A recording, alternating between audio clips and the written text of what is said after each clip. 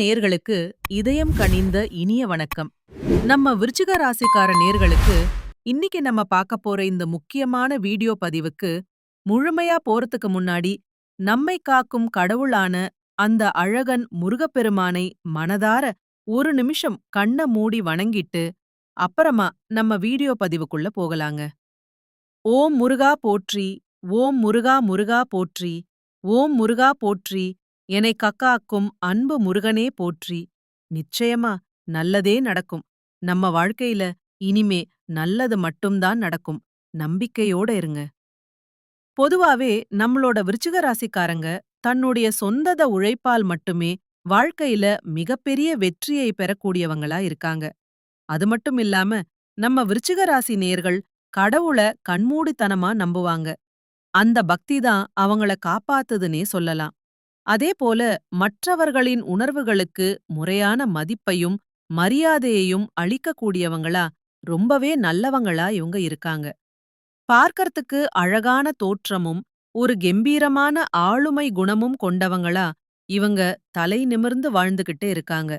சொல்லப்போனா ஒரு தலைமை பண்புக்கு மிக மிக பொருத்தமானவங்களா இருக்காங்க நம்மளோட விருச்சிக ராசிக்காரங்க. இவங்கள பொறுத்த வரைக்கும் தன்னோட வாழ்க்கையில எத்தனை பிரச்சனை வந்தாலும், எவ்ளோ கஷ்டம் வந்தாலும், அத பத்தி துளி கூட கவலைப்பட மாட்டாங்க. ஆனா, தனக்கு தெரிஞ்ச, தனக்கு மிகவும் நெருங்கிய ஒரு உறவின் வாழ்க்கையில ஒரு சின்ன பிரச்சனை வருதுன்னு வச்சுக்கங்க. உடனே பதறிப் போய், ஓடிப் போய் உதவி செய்யக்கூடியவங்களா இவங்க இருப்பாங்க. இவ்வளவு அற்புதமான, தங்கமான குணங்களைக் கொண்டுள்ள என் அருமை விருச்சிகம் ராசிக்கார அன்பர்களே! எல்லாரும் எப்படி இருக்கீங்க? நலமா இருக்கீங்களா? என்னம்மா நீங்க? எங்கள பார்த்து நலமா இருக்கீங்களான்னு கேக்குறீங்க? நாங்க எங்க அம்மா நலமா இருக்கோம். எங்க வாழ்க்கையில இருக்கக்கூடிய தீராத பிரச்சனையில நாங்க உயிரோட வாழ்றதே பெரிய விஷயம் தெரியுமா? இதுல நிம்மதி, சந்தோஷம் அப்படிங்கிற பேச்சுக்கெல்லாம் எங்க வாழ்க்கையில துளி கூட இடமே கிடையாதுமா அப்படின்னு நீங்க கலங்கிப் போய் உங்க மனசுல வேதனையோட நினைக்கிறது எனக்கு நல்லாவே புரியுதுங்க. ஆனா கவலைப்படாதீங்க. உங்க வாழ்க்கையில இருக்கக்கூடிய அத்தனை பிரச்சனைகள், துன்பங்கள் எல்லாமே இந்த மாதம் ஏற்படக்கூடிய ஒரு அற்புதமான கிரகநிலை மாற்றத்தின் மூலமாக இருந்த இடம் தெரியாம காணாமல் போகப் போகுது. இது சத்தியம். உங்களுடைய நீண்ட நாள் ஆசைகள், கனவுகள் எல்லாமே இனிமேல் ஒவ்வொன்றாக நிறைவேறப் போகுது. உங்க வாழ்க்கையில இதுநாள் வரைக்கும் தடைப்பட்ட அனைத்து காரியங்களுமே இனி வரக்கூடிய காலங்கள்ல எந்தவிதமான தங்குதடையும் இன்றி விறுவிறுப்புடன் நடக்கப் போகுதுங்க. என் அன்பு விருச்சிகம் ராசிக்கார நேயர்களே, நீங்க எப்பவுமே மன வலிமையுடன் இருக்கணுங்க. அது ரொம்ப முக்கியம். மன வலிமை மட்டும் குறைஞ்சா சுனாமி போன்ற பேரழிவுகள் நம்ம மனசுல ஏற்படலாம். அதனால சின்ன சின்ன விஷயங்களுக்கு ஆசைப்படாம எப்பவுமே பெரிய இலக்குகளை நோக்கி தைரியமா செயல்படுங்கங்க.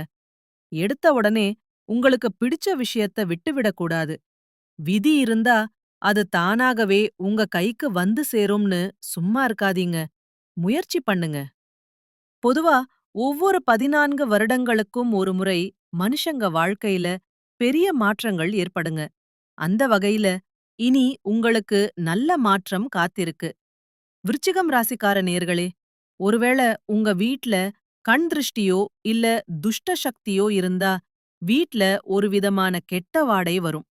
அப்படி இல்லைன்னா அடிக்கடி கையில் இருக்கும் பொருள் தவறி விழுந்து உடையும். இதையெல்லாம் பார்த்து நீங்க பயப்படாம வாரந்தோறும் செவ்வாய் மற்றும் சனிக்கிழமைகள்ல உங்க வீட்ல சாம்பிராணி புகை போடணுங்க.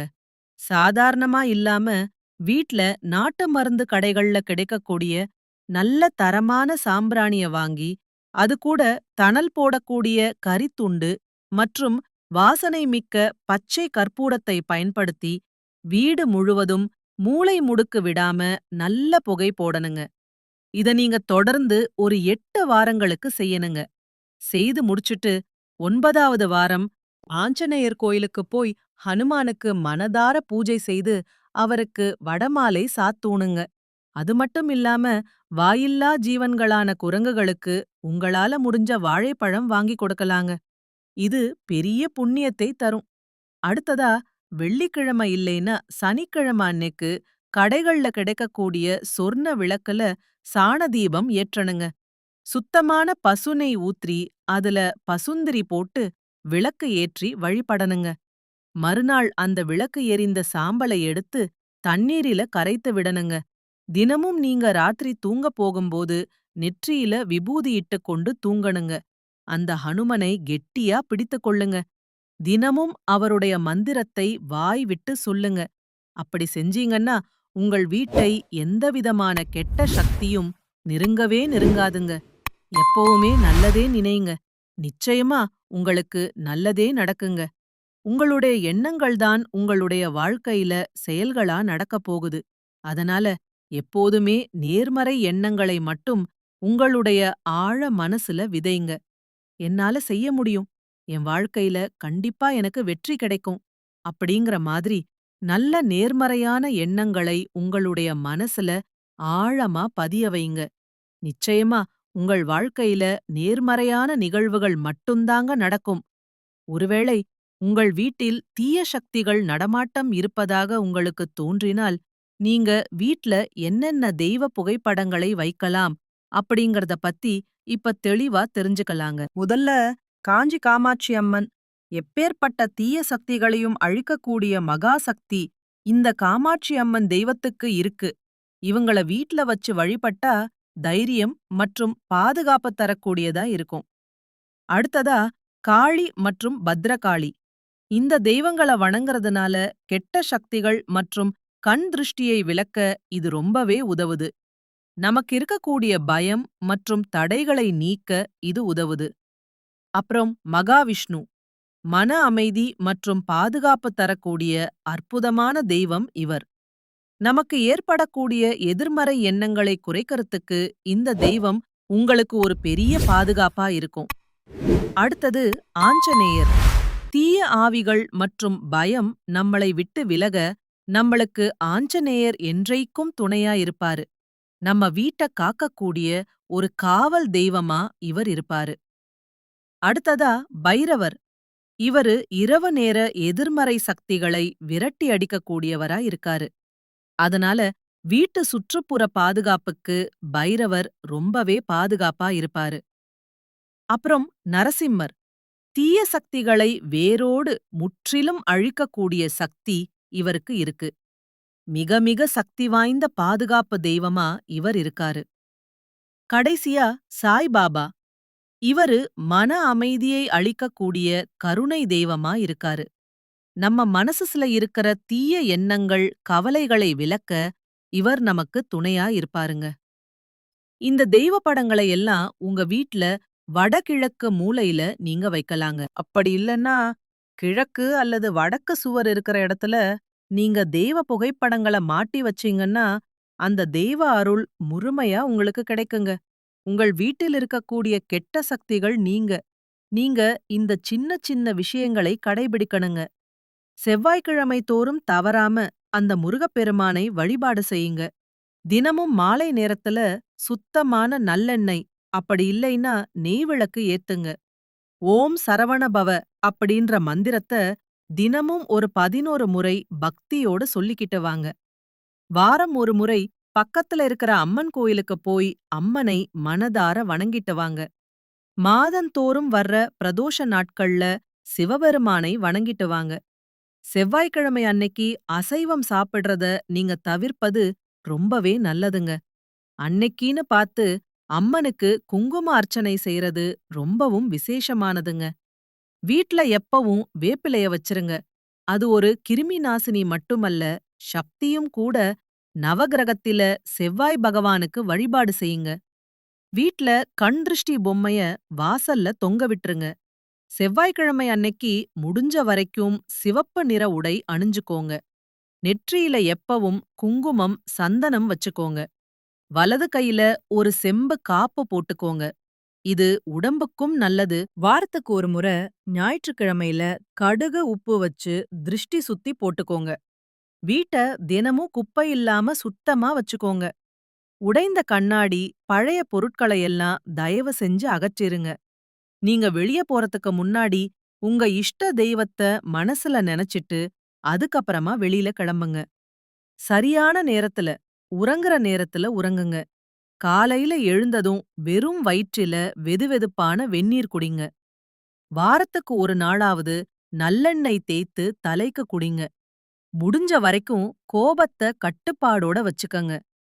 தேவையில்லாம மத்தவங்க கிட்ட பெருமை பேசாம இருக்கறது ரொம்பவும் நல்லதுங்க. எல்லோர்கிட்டயும் உங்க குடும்ப ரகசியத்த பகிரக்கூடாதுங்க. மனம் கலங்கும்போது வார்த்தையை விடாம மௌனமா இருந்துக்கோங்க. தினமும் குறைஞ்சது ஒரு 5 நிமிஷமாவது தியானம் பண்ணுங்க. தீய வார்த்தைகள பேசறத தவிர்த்திருங்க. எதிர்மறை எண்ணங்கள் கொண்ட மனிதர்களிடமிருந்து கொஞ்சம் தூரமாவே இருந்துக்கோங்க. பொறாமை மற்றும் கோபத்த குறைச்சுக்கோங்க. பிறரை மதித்து பேசுங்க. தினமும் இந்த பிரபஞ்சத்துக்கு நன்றி சொல்லும் பழக்கத்த வச்சுக்கோங்க. செவ்வாய்க்கிழமை அன்னைக்கு சுண்டல் அல்லது பச்சை பயிரை தானமா கொடுங்க. ஏழைகளுக்கு உங்களால முடிஞ்ச உணவு வழங்குங்க. பொன்னாங்கண்ணி கீரை, அகத்திக்கீரையை உங்களுடைய உணவுல அடிக்கடி சேர்த்துக்கோங்க. காரம் அதிகமா சாப்பிடாதீங்க. கூடுமானவரை காரத்தை தவிர்த்துக்கோங்க. வாரத்துக்கு ஒரு நாளு பழம் மட்டும் சாப்பிட்டு விரதம் இருங்க. வெல்லம் கலந்த நீரை தினமும் குடிங்க. சிவப்பு நிற பூக்களை இறைவனுக்கு தானமா கொடுங்க. வீட்ல தினமும் விளக்கு ஏத்தும்போது விளக்கு முன் சின்ன கிண்ணத்துல நீர் வச்சிருங்க. வாசல்ல தொங்க விட்டிருக்கிற எலுமிச்சை மிளகாய வாரம் ஒரு முறை மாற்றுங்க. இரவு தூங்குறதுக்கு முன்னாடி இஷ்ட தெய்வத்தை நினைத்து ஒரு நிமிஷம் பிரார்த்தனை பண்ணிட்டு தூங்குங்க. இப்போ செவ்வாய்க்கிழமை மாலை நேரத்தில நீங்க செய்யக்கூடிய ஒரு சக்தி வாய்ந்த பரிகாரம் என்னன்னு பார்க்கலாம். ஒரு எலுமிச்சம்பழம், 2 கிராம்பு, ஒரு பச்சை மிளகாய். இத எடுத்துக்கோங்க. உங்க வீட்டு வாசல்ல வச்சு விளக்கு ஏற்றி முருகனனை மனதில் நினைத்து மனமுருகி வேண்டிக்கோங்க. இத செஞ்சீங்கன்னா உங்கள் வீட்டில் இருக்கக்கூடிய கெட்ட சக்திகள் எல்லாமே தெறிச்சு ஓடி விலகி போயிரும். உங்களுடைய குடும்பத்தில இனிமேல் நல்லதுதாங்க நடக்கும். பொதுவாவே மனிதனா பிறந்த ஒவ்வொருவருக்கும் ஆசை இருக்கதாங்க செய்யும். ஆனா அந்த ஆசைகளை அடைய நம்ம நெனச்சா மட்டும் பத்தாதுங்க. முழு மனசோட நம்மளுடைய ஆசைகளை அடைவதற்கான வழிய ஒவ்வொரு நாளும் என்ன பண்ணணும்னு யோசிச்சு அதற்கான திட்டங்களை தீட்டி முயற்சியோட உழைச்சுக்கிட்டே இருக்கணுங்க. அப்படி உழைச்சா நிச்சயமா நம்மளுடைய ஆசைகள் எல்லாமே கூடிய சீக்கிரம் நிறைவேறிருங்க. உங்க வாழ்க்கையில இனி வரக்கூடிய காலங்கள்ல உங்களுடைய அனைத்து ஆசைகளும் ஒவ்வொன்னா நிறைவேறப் போகுதுங்க. அப்படி ஒவ்வொரு மனிதனுக்கும் இருக்கக்கூடிய பொதுவான ஆசை என்னன்னு பாத்தீங்கன்னா, நான் 16 செல்வங்களையும் அடைந்து சிறப்பாக வாழணும் அப்படின்னு தான் ஒவ்வொரு மனிதனுடைய ஆசையும் இருக்குதுங்க. பணம் வேணும், பதவி வேணும், புகழ் வேணும், கௌரவம் வேணும் அப்படின்னு தான் ஒவ்வொரு மனிதனும் தினமும் வாழ்ந்துகிட்டு இருக்கான். அதை நோக்கிய பயணத்தை தான் ஒவ்வொரு நாளும் மனிதன் வாழ்ந்துகிட்டு இருக்கான். ஒவ்வொரு நாளையும் ரசிச்சு வாழ்றது கிடையாது எந்த ஒரு மனிதனும். ஏதோ ஒரு போராட்டத்துல தாங்க இந்த உலகத்துல ஒவ்வொரு நாளும் வாழ்க்கைய வாழ்ந்துட்டு இருக்காங்க. இனி வரக்கூடிய நாட்கள்ல உத்தியோகத்தில் இருப்பவர்களுக்கு அலுவலகம் தொடர்பான பயணங்கள் செல்ல வேண்டிய ஒரு சூழ்நிலை உருவாகப் போகுதுங்க. அந்த பயணங்கள் மூலம் உங்களுக்கு சாதகமான பலன்கள் நடக்கப் போகுதுங்க. குடும்பத்தில் இதுநாள் வரை இருந்து வந்த மனம் நோகும்படியான சூழ்நிலைகள் எல்லாம் இப்ப மாறப்போகுதுங்க. தாய் மாமன் வழி உறவுகளின் மூலம் உங்க குடும்பத்தில சுப நிகழ்ச்சிகள் நடக்கப் போகுதுங்க. உங்க வாழ்க்கையில சந்தோஷமான நிகழ்வுகள் அடுக்கடுக்கா நடக்கப் போகுதுங்க. உங்க வாழ்க்கையில் இத்தனை நாள் இருந்த கவலைகள், கண்ணீர் எல்லாம் இனி மறையப் போகுதுங்க. உங்களுடைய ஆசைகள், கனவுகள் எல்லாமே நிறைவேறக்கூடிய மாதமாக உங்களுக்கு இந்த மாதம் அமைஞ்சிருக்குதுங்க. இதுல ஒரு சின்ன எச்சரிக்கை. கணவன் மனைவிக்கு இடையே எதிர்பாராத மன வருத்தங்கள் ஏற்பட்டு நீங்கப் போகுதுங்க. அதனால பொறுமையையும் பொறுப்பையும் கடைபிடித்தால் உங்களால வாழ்க்கையில் முன்னேற முடியுங்க. பிள்ளைகள் பற்றிய கவலை உங்களுடைய மனசுல கொஞ்சம் உண்டாகப் போகுதுங்க. நிதானமா அனைத்து காரியங்களையும் செஞ்சு வந்தீங்கன்னா உங்க வாழ்க்கையில நீங்க சீக்கிரமா வெற்றியாளரா, சாதனையாளரா மாறிடலாங்க. குலதெய்வம் எங்கேயோ இருக்குது, என்னமோ இருக்குது அப்படின்னெல்லாம் நீங்க நினைக்க வேண்டாங்க. நீங்க எங்க இருந்தாலும் ஒரு தீபம் ஏத்தி வச்சு அந்த தீப ஒளியில தெய்வங்கள் இருக்கறாங்க அப்படின்னு நினைச்சு மனதார வழிபாடு செய்யுங்க. குலதெய்வமே தெரியாவிட்டாலும் பரவாயில்ல. வீட்ல தீபம் ஏற்றி வச்சு, ஏதாவது ஒரு நல்ல நாள்ல, எங்க குலதெய்வமே எங்கள காக்கவான்னு நெனச்சு வழிபாடு செய்யுங்க. குலதெய்வ வழிபாடு உங்க குலம் காக்குங்க. உங்க குலம் தழைக்கும். முதல்ல குலதெய்வம், அப்புறம் இஷ்டப்பட்ட தெய்வம், அப்புறம் உங்களுக்கு விருப்பப்பட்ட தெய்வங்க. இதை மாற்றி செய்தா, எந்த கோயிலுக்கு போனாலும், எந்த பரிகாரம் பண்ணாலும், வாழ்க்கையில ஏற்றம் இல்ல அப்படின்னு நீங்க வருத்தப்பட்டு சொல்லுவீங்க. அதனால குலதெய்வத்த மறக்காதீங்க. தினமும் காலையில எந்திரிச்ச உடனே சூரிய பகவான நமஸ்காரம் பண்ணுங்க. அவங்களுடைய அனுக்கிரகம் இருந்தா போதும். மற்ற கிரகங்களெல்லாம் சாதகமா இல்லேன்னா கூட பரவாயில்ல. அந்த சூரியனுடைய பிரகாசம் உங்க வாழ்க்கையவே பிரகாசமா மாத்திருங்க. அந்த வெளிச்சம் உங்களை வந்து சேருங்க. உங்க வாழ்க்கையில இருக்கக்கூடிய கண்ணீர் எல்லாம் பனி போல கரைஞ்சு போயிருங்க.